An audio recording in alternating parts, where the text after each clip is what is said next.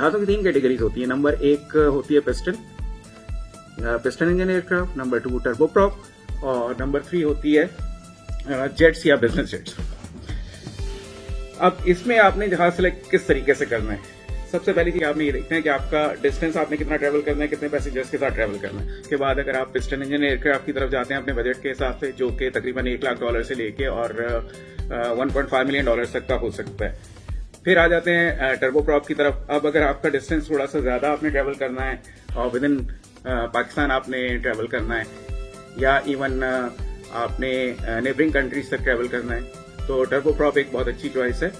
और इसका बजट जो है वो तकरीबन $8 लाख से लेके और $5.5 मिलियन तक हो सकता है। डिफरेंट कैटेगरीज के एयरक्राफ्ट इसमें होते हैं। इसके बाद हम आ जाते हैं बिजनेस जेट की तरफ। बिजनेस जेट्स का जो बजट होता है वो तकरीबन आप समझ लीजिए कि 1.5 मिलियन से और you can go up to $50-60 million तक।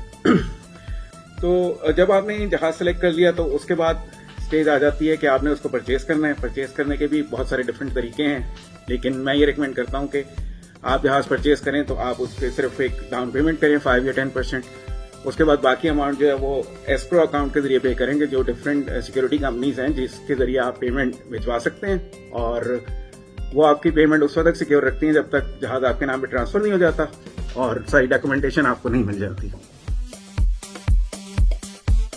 जब आपने जहाज परचेज करने की सारी फॉर्मेलिटीज पूरी कर ली हैं तो आपने फिर उसको पाकिस्तान इंपोर्ट करना है। मैं इसलिए हमेशा ये रिकमेंड करता हूं कि आपने जब भी जहाज लेना हो तो आप उसको लीज पर लेकर आइए। पाकिस्तान में लीज पर आपको लाने में जो है वो NOC फॉर इम्पोर्ट जो है 15 से 20 दिन में मिल जाता है। तो उसको लीज पे लाने के बाद आप उसको पाकिस्तान में रजिस्टर कराइए, उसको ऑपरेट कीजिए और उसके बाद जो है आप जहाज इंपोर्ट करने के बाद आप उसकी ओनरशिप के लिए through civil aviation authority, ministry of aviation को अप्लाई कर दें। फर्ज करें कि आप जहाज लेकर आ रहे हैं $1 लाख का, तो उसमें आपको तकरीबन 50% ऐड कर देना चाहिए for expenses of import and custom duties etcetera. और फिर ये कि उसको पाकिस्तान में लाकर रजिस्टर करना और ऑपरेट करने के लेवल तक ले जाने के लिए। दैट मीन्स के जो आपकी कॉस्ट हो उसको आप 1.5 से मल्टीप्लाई कर लें और उस तरीके से आप उसका बजट बनाएं, तो आप बहुत कंफर्टेबली जहाज को पाकिस्तान में लाके और ऑपरेट कर सकेंगे।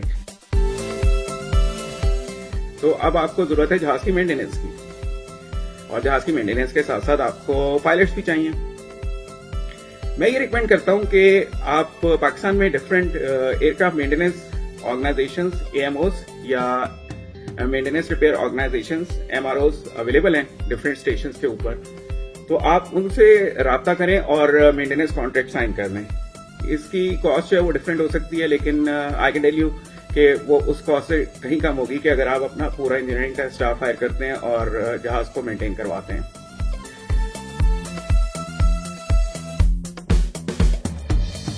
उसके बाद आपका स्टेप है कि आपने पायलट्स को हायर करना है। अब पायलट्स के लिए मैं ये रिकमेंड करता हूं कि उसको आप आउटसोर्स ना करें किसी भी ऑर्गेनाइजेशन को, बल्कि आप अपने लिए खुद पायलट्स हायर करें और उनकी रिक्वायरमेंट जो है वो आपके जहाज के हिसाब से वेरी करेगी कि उनका एक्सपीरियंस लेवल क्या है।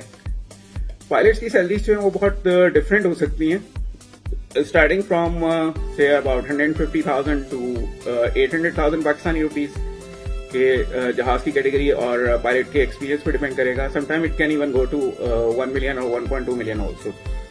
पिस्टन इंजन एयरक्राफ्ट को आपको पाकिस्तान में रखने और मेंटेन करने के लिए जो है वो तकरीबन 3 से 5 लाख रुपए महीने के दरकार होंगे। इसके बाद हम आ जाते हैं टर्बोप्रॉप एयरक्राफ्ट के ऊपर। टर्बोप्रॉप एयरक्राफ्ट का जो है वो तकरीबन महीने के एक्सपेंसेस जो हैं आपको 15 लाख से और 25 लाख रुपए महीने के पड़ेंगे।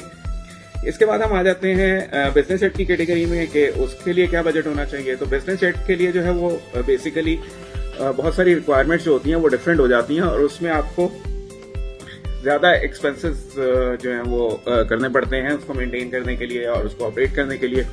उसमें तकरीबन आपका बजट जो है वो 25,000 से लेके और $40,000 पर ईयर का हो सकता है फॉर 1 पायलट।